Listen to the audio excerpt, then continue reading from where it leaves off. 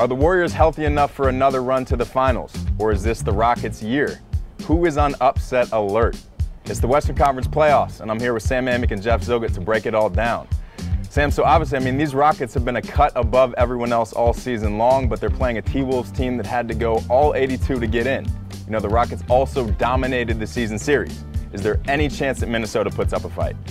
Maybe somewhat of a fight. The energy when they're going to be in Minnesota is going to be through the roof, but Houston is playing at such a high level. The evidence from these four matchups is not pretty. The Rockets scored 122.8 points on average in the four matchups. I expect them to have a relatively easy time going forward. Jeff, maybe the most fun matchup of the entire playoffs or the entire first round is New Orleans and Portland. You have two players having career years and who are really in the top 5 of the MVP conversation in Anthony Davis and Damian Lillard. Who do you see taking this one? I'm going to lean toward Portland, but by no means am I super confident that this Pelicans team has been fantastic the past 2.5 months of the season. This is not your normal 3-6 matchup. I do like Portland in a deep and long series, but it will not surprise me if the Pelicans found a way to eke this out.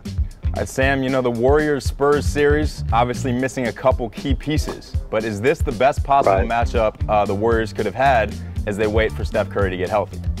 I don't think so, only out of my respect for Greg Popovich. If I'm the Warriors, I'm just worried about what he's going to concoct in the coaching room to try to pull off this upset or at least make life tough on the Warriors. But in the absence of Kawhi, the Warriors should be okay, but it's worth watching. The Warriors are vulnerable, and I talked to Kobe Bryant, who knows better than anybody about championship basketball, the other day about this topic, and he agreed. He said, of course they're vulnerable. The Rockets are rolling. They feel good. If you're the Spurs, you try to take your best shot at it. LaMarcus Aldridge needs to be that MVP caliber player that he's been for a lot of the season. Their defense has been tremendous. Offensively, without Steph Curry, the Warriors are not the same team on that end of the floor. So I think it could be interesting. And Jeff, break down the Thunder and the Jazz. So the Thunder have more talent, but the Jazz finished the second half of the season as one of the best teams in the entire league.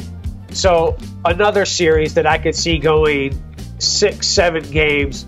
I actually like the Utah Jazz here for the very reason that you just mentioned. They were one of the best teams in the league from January 1 to the end of the regular season.